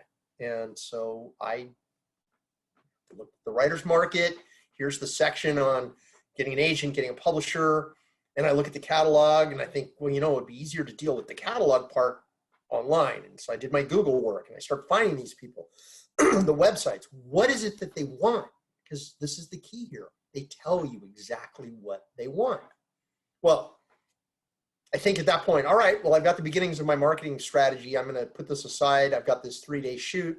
I'm going to have to go off and put this aside. And then when I come back, I'll resume my work on finding out what agents want. And so the next morning, this van rolls up, picks me up. We drive off. And I say, so by the way, what are we working on? And they tell me, we're interviewing agents and publishers about what they want. I am not kidding. I spent the next 3 days driving around in this van, going to publishing houses, interviewing publishers, going to agents' offices and homes, interviewing agents about what they want and how they want to be approached. And for those agents and publishers that want to be approached, it's very simple. Do what they want. Do what they want. So when you look at their website, they're going to say they take submissions or not, okay? If you're really hardcore, you could find an email address if you really were persistent, you wanted to do that. I'm not sure that's worth your time, because they're telling you already, we don't take unsolicited submissions. And, there are legal reasons for that. And that supersedes everything else. It's liability. They don't want to take submissions that are not solicited, because if sometime in the future somebody's piece shows up or another piece that resembles it, and it comes out that they had received this submission, that could be bad for them. And so their lawyers tell them, don't do this. Don't take unsolicited submissions. We don't need them. We've got plenty, So do exactly what is asked. So when for those that indicate that they are willing to take submissions, they're going to ask you for a writing sample. What form of writing sample do they want? Do they want it to be attached to the email, or do they want it to be in the body of the email? Whatever they're asking you to do, make sure you do it. If they give you a word count max, make sure that you adhere to it. And further, when you've edited that down to whatever the word count is they're asking for, remember, somebody else may want the same word count. So save it in a file name with the word count as part of the name, so you can reuse it easily later. I mean, you're going to have to do this over and over and over again if you're serious about it. Sarah, another note here that's very important is that some agents and publishers will not look at work or won't consider publishing work that's been previously published. What that means is not necessarily in a magazine or an anthology. Some agents and publishers count publishing it on the internet as being published. And if you've published your story on your website, that counts, and they won't look at it. So keep that in mind. All right. We have come to the point where I would like to entertain questions. Angela, you want to open it up and see if anybody has any questions? Yeah, sure. If anybody has any questions you'd like to submit in chat, you can do that, or can raise your hand, let me know you have a question. Michael wanted to know, could you offer a more explicit example of writing while editing? He asks because he often wonders if he should delete anything that he writes, or should he use the strike through feature if he decides to restructure a sentence or modify an idea? My thinking is that, so the example of writing and editing at the same time is you're editing as you're writing the same sentence, and you stop yourself and you go back and change it. And that kind of writing, you'll generate about a paragraph a day, because you're in a way, you're second guessing yourself. The key to writing is to find your flow. In fact, I did a workshop in the Anaheim Central Library that was partly based on the book Writing in Flow by Susan Perry, Dr. Susan Perry. She's a psychologist who writes for Psychology Today and is also a published novelist. And she writes about writing. And she wrote a book called Writing in Flow, in which she interviewed a bunch of famous authors about what the experience of flow was like, which is the antithesis of writer's block. And I did this workshop on how to facilitate writing in flow using meditation, exercise, and time management. So it was a trippy, strange workshop, but it was interesting because it really worked. The ideas that I presented, when you start writing, you don't want to interrupt it. You want the process to be able to just continue. And the editing thing interferes with that. So, and the editing thing comes from, like I said, second guessing ourselves, which is to say, I don't really know what I'm doing. You know what? You do. You totally know what you're doing. And the only person that can stop you is yourself. So when you're writing, let yourself write. And if you feel the inclination to start marking it up while you're writing, don't do that. Let yourself write an entire section of it at least, and then go back and edit it. But do that in a separate time and space, even, so that you can help encourage that different part of your brain, whatever it is. I'm not a physiologist, I'm not a brain physiologist, but it may not be as simple as, right, left brain. But it is really a different mental process, and they are not compatible. So that's my point there, Mike. Okay, so to clarify, basically, I really need to be more of a runaway freight train. Yes. Okay. Embrace the freight train. Okay. Yeah. It's because I'm just like, ooh, that, and I'm just like, I don't want to edit too much, but I'm like, oh no, that's not the word I wanted, or no, this is a better idea. So it's almost like, I guess if I just put it all out there, I can always, as you say, go back and decide, right? Yeah, this second idea was the better way. Yeah. Okay. Yeah. I do a lot of different kinds of creative things. I paint, I write, play music. I learn things about the creative process from all of these different pursuits. And it's funny because they all end up working together in different ways, you know, and I can apply things I learn as a musician to my writing. I learned things as a painter I can apply to my writing. It's really, really interesting. So and it's really just about being creative and letting yourself have that creative flow. Don't stop yourself. Let the train go. Anybody else? Okay, Stephen. Yeah, I just want to mention we're at 4 o'clock now. Right. So if anyone needs to leave right away, we want to thank you again for joining us. Oh, absolutely. But if you have any other questions for Stephen and you can't stay, please leave a message in the chat with your email contact info and Stephen can follow up with you at a later time. Otherwise, we will hang around until 4:15 and then we'll wrap things up. But we do have a few more questions. Emmy wants to know if you can talk about your process as a writer. What does a day as a writer look like for you? And also, what is the author's name again that you had mentioned earlier? And we have a few other questions after her. Okay, the author I mentioned was Susan Perry, Perry. She was in a writing group that I belong to. She and her late husband, Stephen Perry, who's a great poet. Her book is called Writing in Flow, and I believe you can still get it. She published a novel called Kylie's Heel a couple of years ago, and I think you can still get that too. My process is I like to do my writing in the morning. That's my most productive time. But to say that, I would have to say 50% of my novel was written on airplanes, in sports bars, at airports. You know, I was traveling for work and I wrote every day that I could. My rule of thumb was if I only had 5 minutes in the morning before my ride got there or before I had to leave, then I would write for 5 minutes. And if I produced one sentence, that got me that much further to my goal. And that feels good. You know, honestly, when you can walk out and say, well, I did some writing today. It was only a sentence, but I got a sentence written in, you know. I like to, I think I'm a little ADD or maybe a lot ADD. So having multiple things to work on is helpful to me because if my mind starts to do the chatter thing, it means I'm saturated maybe on this project. So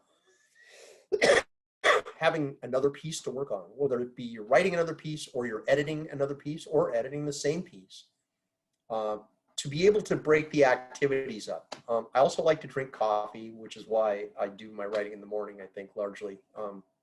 Drink coffee, write. I mean, it doesn't get any better than that, you know? And it's like I said, so writing in a sports bar. I'm not a sports fan, so I'm not paying attention to what's going on the 30,000 large screen televisions around the room. And the fact that the people are all talking, I don't hear what they're saying. I'm hearing white noise.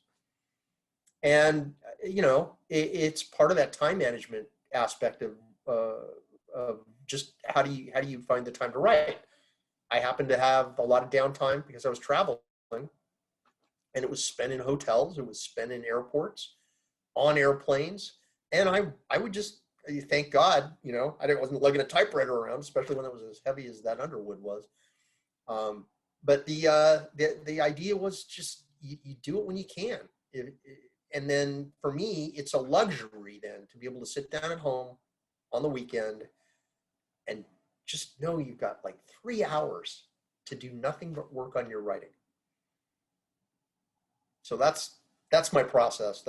I hope I answered your question. Okay, we had one question from Sophia. Do you have any tips for writing children's books? I have not written a children's book, so I'm not really an expert on that. But obviously you're going to write to a certain age group. I think that's one of the criteria, is that the books, a children's book is really a book directed at a specific age range. You know, is it a book the child is going to read, or is it a book that parent is going to read to the child? And, you know, I mentioned Charlotte's Web earlier, that E.B. White. these are classics. I would suggest reading some of the kinds of books that you'd like to write. In fact, I suggest that to all of you, regardless of what genre you're interested in. There are two things a writer can do to help become a better writer. One is writing, and the other is reading. And I like, you know, I know who I like, and I know I read them, and then I reread them. And I honestly, you know, I talk about Raymond Chandler. I have read all of his short stories 3 times now. I've read all of his novels from 5 to 10 times each. Every time I read them, I get new insights into what he's doing. And it helps me clarify my own methods and approaches by learning more about him. Also, read their early work. That is so important because we tend to put people up on pedestals because what we're looking at is the work that they have gotten to, not the work that they did when they were starting out like us, right? Go read that stuff because that makes you feel better. It's not all as good as what you have been reading thinking, oh, I want to do that. You read the first story that the person wrote and you get a different perspective of them. But you'll also see why they got to the point where they were, right? Any other questions? It looks like that's all we have in the chat. Just to wrap up, if you have any other questions, please go ahead and submit them. We still have a few more minutes. But otherwise, I just want to mention that if people have more questions or interest in short story writing or fiction writing in general, you know, we have lots of resources in our collection here at the library as well as online resources. So please check out our online catalog and our website, our digital library for more details there. And I have one quick question for you. Oh, they have my novel. You can get my novel from the library. There you go. You can check it out right here. Is there anything, you know, that you might want to contribute regarding, you know, what do you know now that you wish you'd known at the beginning of your writing or publishing journey? One word: persistence. That's it. And that's really the key to everything, right? Yeah. When I was younger, I was not as persistent as I am now. And it's kind of a joke to me that the title of my novel is Persistence of Vision, because that's it. You know, you know what you want to do. It took, I got to admit this, it took me 25 years to write that book. Part of that was because I was writing it on airplanes, writing it in hotels, right? You know, but part of it was, it just took that long because I had never written a novel. I needed to learn how to write a novel by writing a novel. And that takes longer. Plus, I did that crazy stuff, adding things in and taking them out, and that adds a few drafts. I think the final draft was 18. So. Okay, we had one more question from Michael. How do you motivate yourself to write during the tough days? Are there any games we can play with ourselves and do rewards work? Well, you know, if that works for you, that's great. I love rewarding myself. But in a way, to me, the reason I'm writing is because I love writing. The feeling I get from the process, that seeing, well, let me just tell you, the day I held my novel in my hands for the first time was one of the most amazing days I've ever had in my life. And I've had some amazing days. And it, you know, like I said, it took 25 years. I'm holding 25 years worth of work in my hands right now. And I was proud of it too. I had help with her, but you know, anyway. Other questions? I just had a contribution to that. For writing that I was doing in graduate school, trying to finish a thesis, I think the best tip that I ever found was actually at the very end of Roald Dahl's book, The Wonderful Story of Henry Sugar and Other Short Stories. And the very last story that he had in there was about his writing process. And his advice was to never stop writing, never stop your writing at any given time until you knew exactly what you were going to be saying when you picked up again. So if you were in the middle of an idea and you knew where it was going to go, that would be a good time to maybe take your break and walk away because you knew how you would be picking up again. And then you could continue with that, and then don't stop until you know where you're going. But if you continue a thought to its completion and then you take your break, you may come back to an empty screen. An empty thought is like, oh God, where do I go from here? So his suggestion that worked for him, and it worked for me too, was don't stop to take a break until you already have an idea going that you can easily pick up. On that note, one of the things that I was doing, I think this speaks to what Michael was asking, is I had a period where I was not working. So I was able to write for 3 hours. I wrote from 9 to noon every day, 5 days a week. At noon, I stopped myself. I literally, I might feel like I could continue, but I would stop myself. But I would stop myself in the middle of a sentence and just leave that. And the next day I would sit down and there was this unfinished sentence and I knew where the sentence was going. Yeah. And that would take me to the next day's writing. Yeah. And I mean, literally the novel I wrote, I did not know where it was going when I started it. The way I wrote it, as I did a year's worth of research and made soup and then sat down one weekend in Palm Desert and I decided, okay, let it rip. And I started writing it. And by the end of that morning, I'd written my first chapter and my main character was dead. Yeah. And I went, well, that was helpful.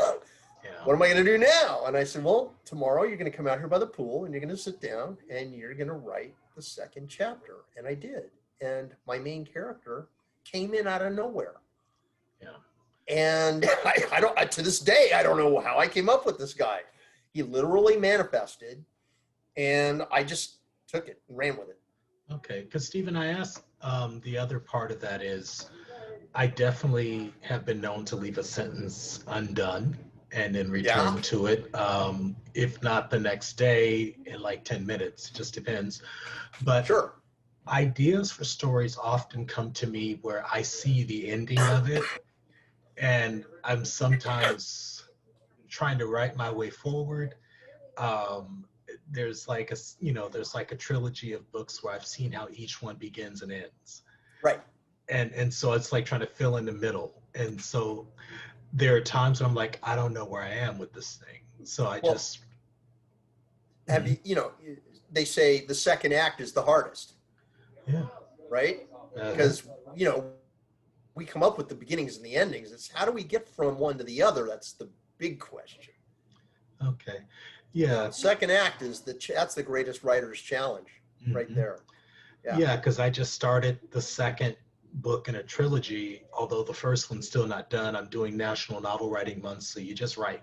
Oh yeah. And so I just yesterday what came out was the beginning of the second book, and I said, well, where is this thing going? It's like I have book titles, but I'm like, I don't quite know. It's like, so I just wondered, like, there are days like that where I'm like, I don't know. And those are tough days. And so I don't know if I'm supposed to just kind of plow through. I don't want to cultivate the bad habit of I must have some reward or trinket to write that day. Right. Or, there are other things you can write too that might help stimulate you. Like, honestly, one of the best things I ever did was do poetry. When I was younger, I wasn't a poet. I wrote mostly prose and screenplays, but with some people who were poets and they were amazing poets. And I started writing my own poetry and it taught me things that have come back to help my prose writing, which is actually what led me to write this presentation today. Okay. Yeah. I did like the comparison with that. Thank you. Okay. Yeah, I think grocery lists are my thing. Pardon? No, I say grocery lists are kind of my thing, to kind of either that or a to-do list. And it just kind of pulls me and I'm like, okay, I can do this now. Cool. So, cool. Okay. Well, it's good. You got to know yourself. That's one of the most important things. So anybody else? All right, I think that's pretty much it, and it's 4:15 now, so I think we're going to wrap up there, but I'd like to thank Stephen again for today's wonderful local history lecture series program on writing short stories, and for your gracious support of our educational enrichment of our Long Beach Public Library community. And I'd also like to thank our library administration and staff Friends of the Library, the Long Beach Public Library Foundation, many other local contacts are helping to promote our event.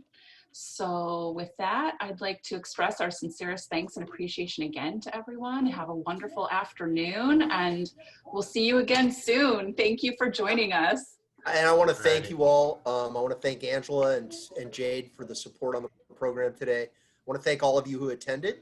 And I would like to thank Marie Reedy, who was the librarian who drove that bookmobile that I was telling you about earlier. Yes. Well, thank you again for all of your great questions, everybody. And thank you for joining us. And Stephen, again, you knocked it out of the ballpark. So thank you. Thank you. And please join us. Thank you. Join us again soon, everyone. Have a great day and a very happy Thanksgiving. So thanks again. Take care, everyone. Okay. Bye-bye.